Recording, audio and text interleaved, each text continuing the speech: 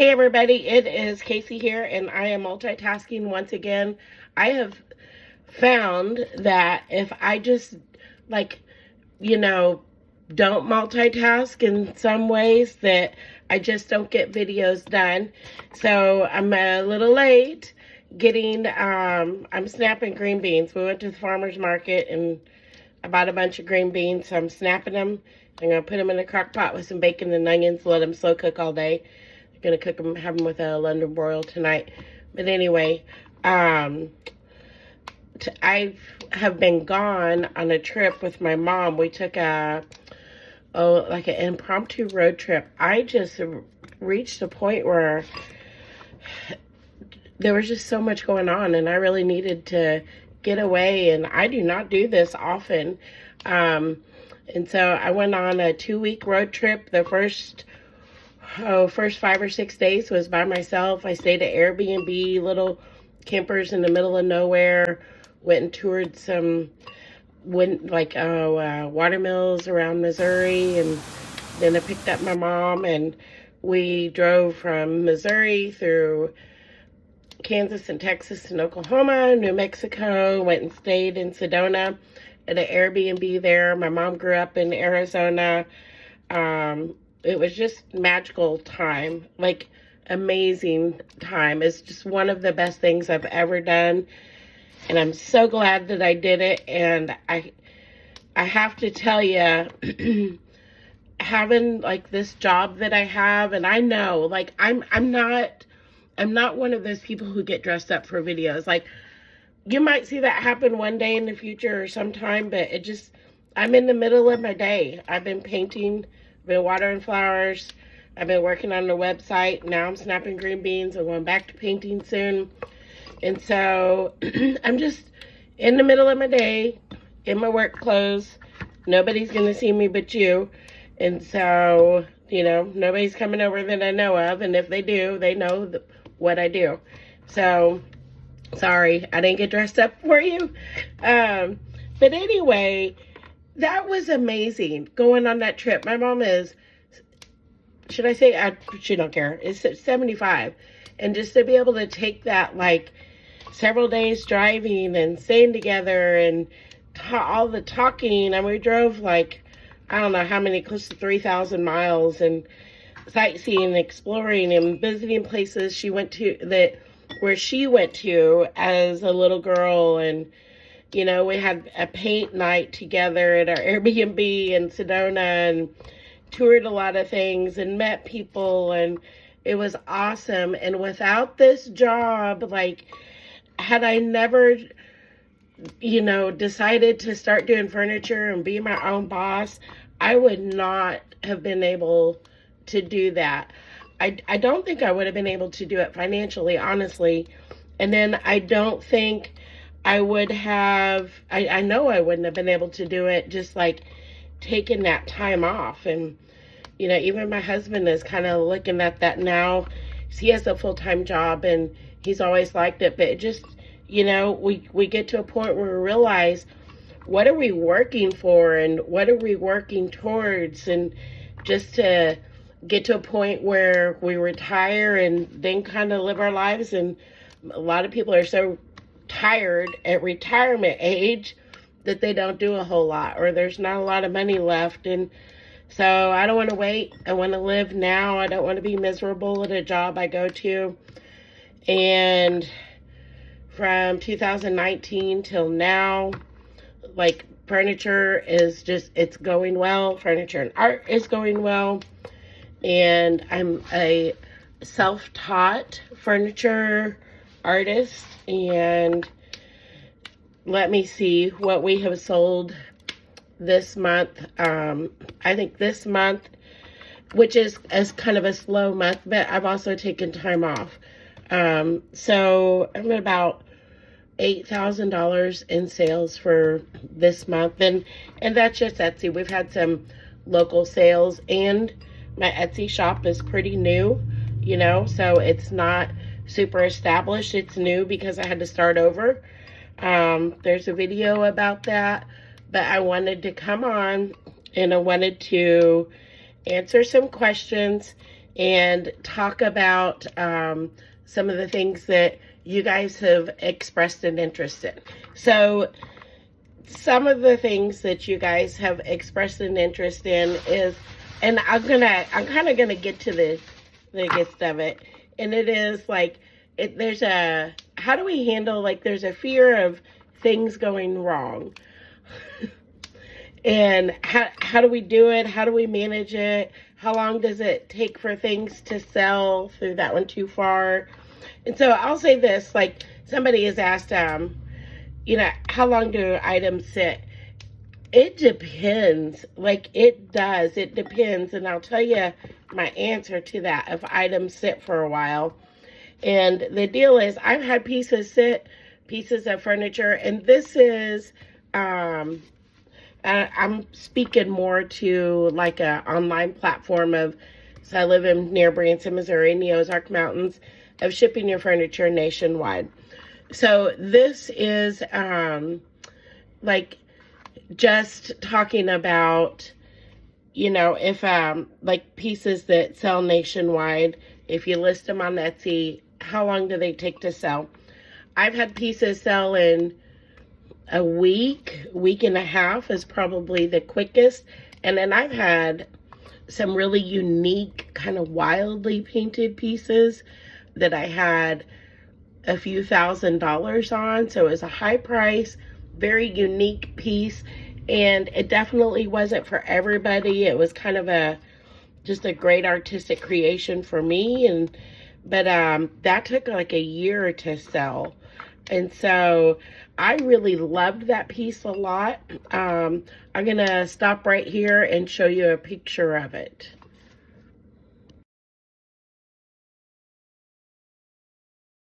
Okay, so I called that piece a big boy because it was so enormous, bigger than most of our armoires. So as you can see, like, that one was really uniquely painted, and the niche, when you have something that's super unique, like your customer demographic goes from wide down to that.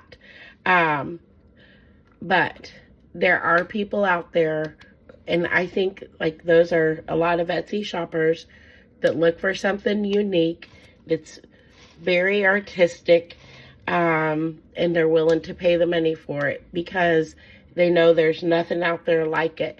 And they know that when people come to their home, they're going to be over the moon. And so anyway, just people kind of want to impress other people. People want to style their homes in a way that tells the story of who they are. And, you know, when you get into customized furniture and, you know, just customized creations, period, artistic creations like that, those creations allow consumers to have access to something that they can't get at big box stores or chain stores and things like that. The customer base, I truly believe, for people who are buying more authentic, vintage, hand-painted, customized, artistic furniture and decor and creations and jewelry and clothing, all of that is growing.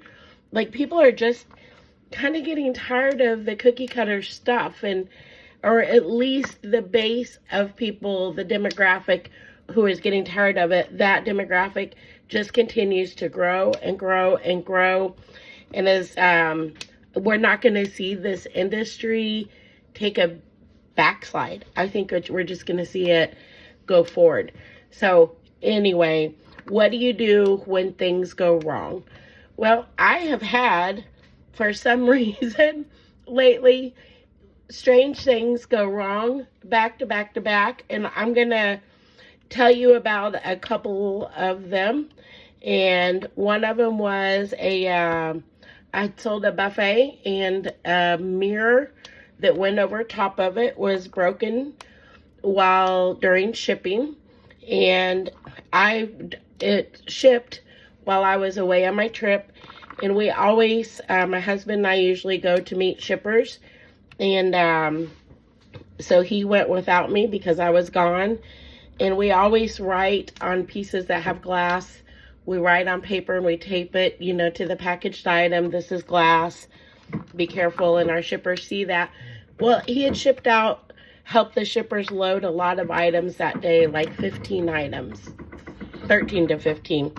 And he forgot to do that. And I wasn't there to kind of overlook things and be a second set of eyes to, like I usually am. And so that got overlooked. And the shippers, I think they thought it was shells, and they were a little rougher with it than normal, and it was broken. And the customer texted me to let me know that it arrived broken. And I'm like, yeah, I really felt that was on us. And I talked to the shipper, and so I'm like, how about we pay 70% of that and you pay 30%? And he was in agreement. And I told the customer, and I would have paid 100%, but we just work together and we take care of each other, and those create good working business relationships. So the customer is getting it fixed, and it's going to cost $78 to have it fixed, and she's happy that we're taking care of it. And you know, some of these things happen. So that's one thing that went wrong, but as you can see, it went wrong, but it was manageable. And I will say, when things are being shipped, 95% of the time, there's not an issue. You know, there's like things don't get broken or scuffed up 95% of the time. Now, we do package our stuff, and we package it really well, and there's videos you can watch that I've made, several of them on packing and shipping furniture. But we take those extra steps to make sure that things arrive well, safely, arrive well at our customer's home. The second thing that happened recently was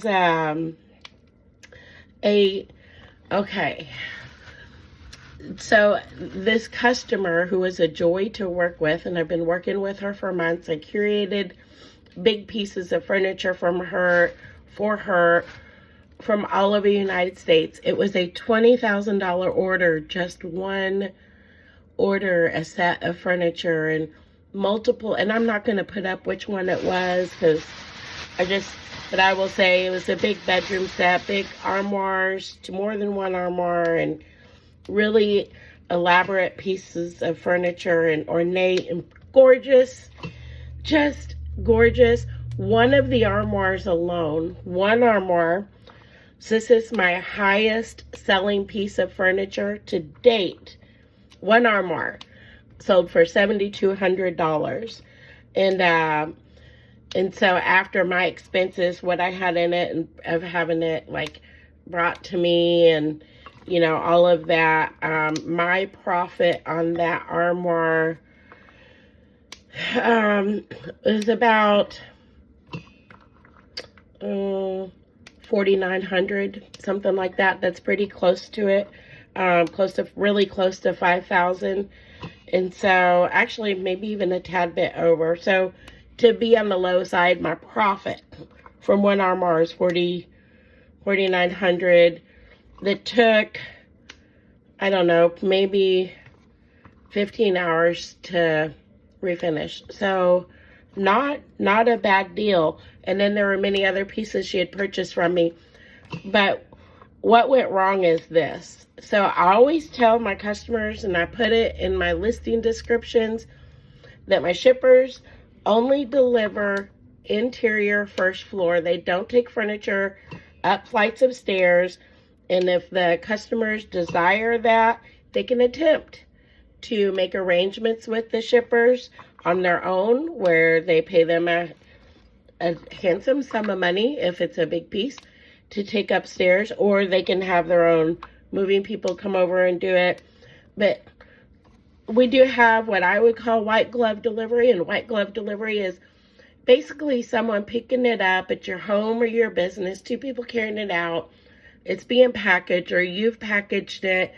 It's hauled carefully, you know, to a home. It's hand delivered inside a home.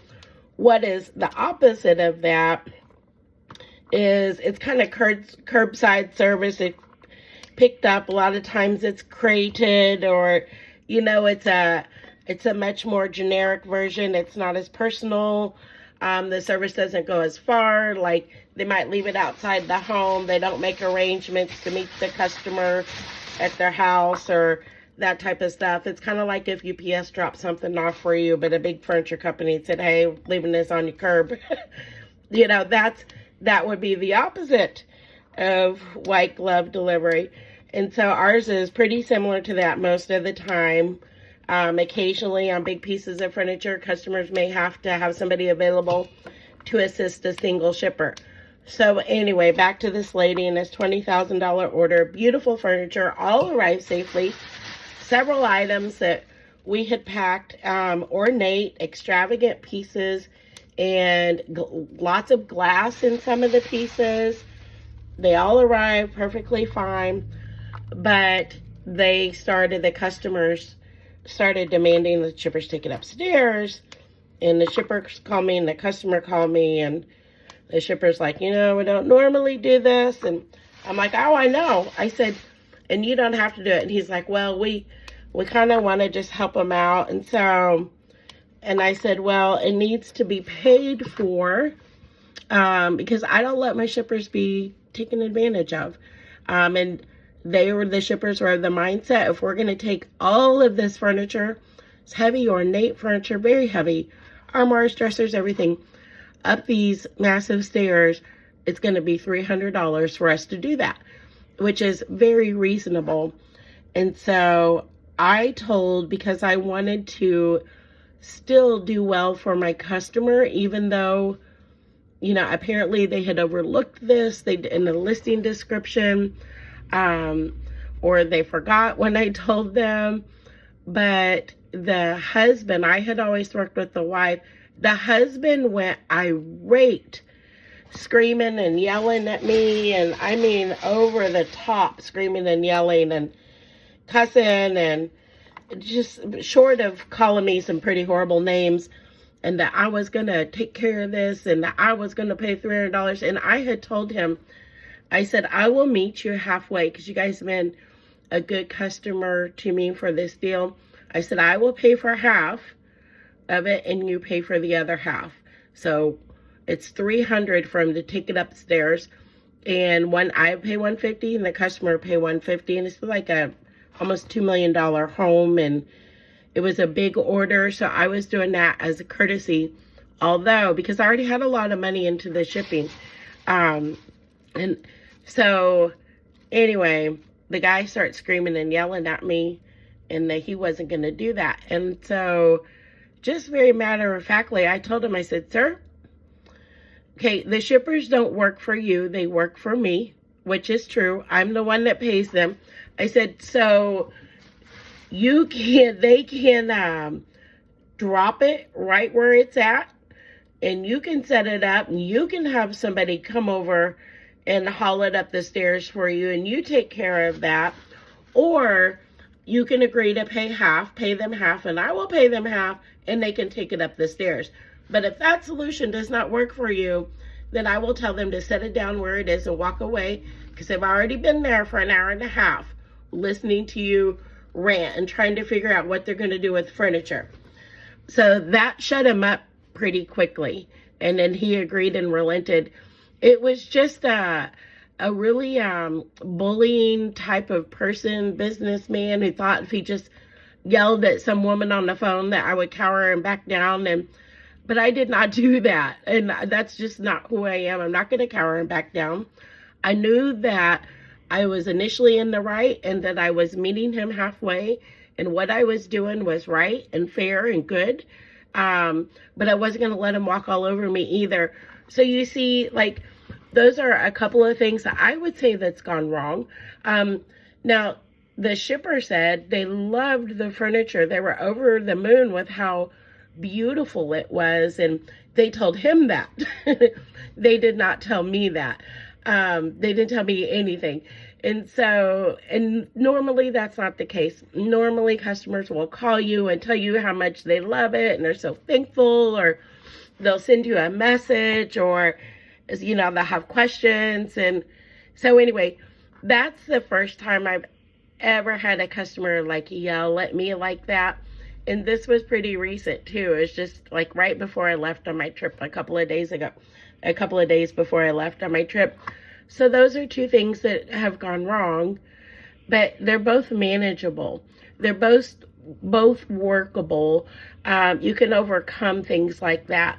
And so, and even beyond that. And so we think like an angry customer is just going to break us, or we think one bad review will break us, or we think that, you know, one broken thing will just it'll just be too much. You guys, in our daily lives and your lives growing up and whatever you've done, whether it's raising kids or working jobs or in relationships, you've done harder things than this. So I want to encourage you, like if you want to do a creative job that you love and that you love going to, it's going to be hard. You're going to have to make some compromises. You're going to have a thick skin or develop one, or be willing to develop one. But don't be afraid of things going wrong. 90% of the time they go right. Sometimes they go wrong, and then you manage it and you learn from that, and you just keep growing and keep going. This is a little bit longer of a chat than I had expected it to be. But I just want to tell you, if you're thinking about, like, if you are in a place where you're just tired of what you're doing job or career-wise, or you just have an entrepreneurial mindset and heart and you want to step out, do something every day that is a deposit into your career goal, whether it's create a logo, work on a website an hour each day, paint an hour or two each day, depending on your time. And I'm saying that if you have a full-time job and other responsibilities, but if you have more time in that, set yourself a work schedule and make a list of priorities and go from there. This is kind of a catch-up video because it's been a bit, but I want to tell you, just for a month where I hardly have not worked, to bring in between $7,000 and $8,000, you know what? That's not a bad month, and that's with putting in very little work for this month. And so I'm pretty happy with that. And I have a shop full of inventory to work on and paint. But it's been so hot in August, I'm taking it kind of easy because our shop doesn't have AC. So I'm waiting for it to cool down a little bit, and then I'll get back and get to working on it again. So as always, let me know like your questions and what you're thinking and where you're at in the process. And like if you're already doing this, you know, share what some of your struggles were or challenges you faced that you overcome. And, you know, go ahead and let me know below, you know, like what type of topics that you want to talk about, you want to hear about or cover. And I will see you in a few days. I'm getting caught back up on videos. If this was helpful or some of the others were, please consider liking and subscribing. I have my green beans ready to go. I got 2 things done at once. I'm going to throw them in a crock pot with some bacon and onions. I'll talk to you later. Bye.